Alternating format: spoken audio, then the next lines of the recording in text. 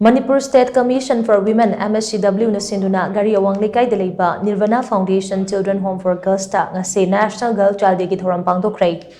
Thouram aduda Chief Guest Warau piraduna MSCW ki Chairperson TA Standing for Monsang na hai JSC ki oina Girl Child Day ki Thouram asi Empowering Girls for a Bright Future haiba theme gi makhada pangthokle.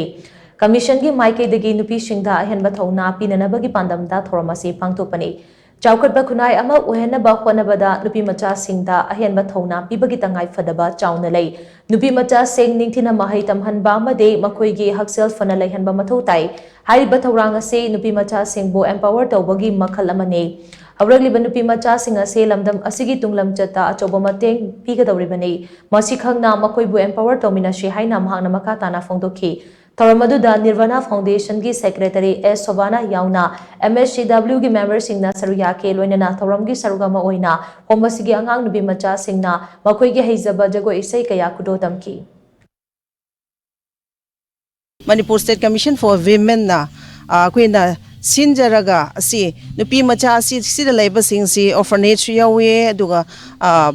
relief kano dagi relief camp dagi su yauri adun makhal makhagi angang sing LEIBA sida kuina akhui gi site dagi Manipur State Commission for Women gi site dagi kuina kitang oiraga su nupi macha si mui gi numit si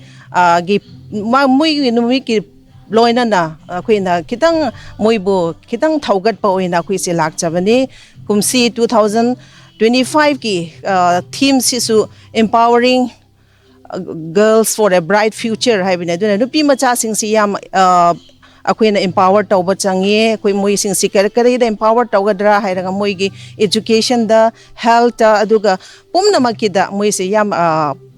empower tawba changi maram di moi nupi macha sina koi gi future akoi gi kaino future akoi Manipur gi oina moi se akoi gi future ni aduna akoi asigi tanja si lawraga Manipur State Commission for Women na akoi gi site gi akoi gi asigi home asida asigumba observe si tawjabani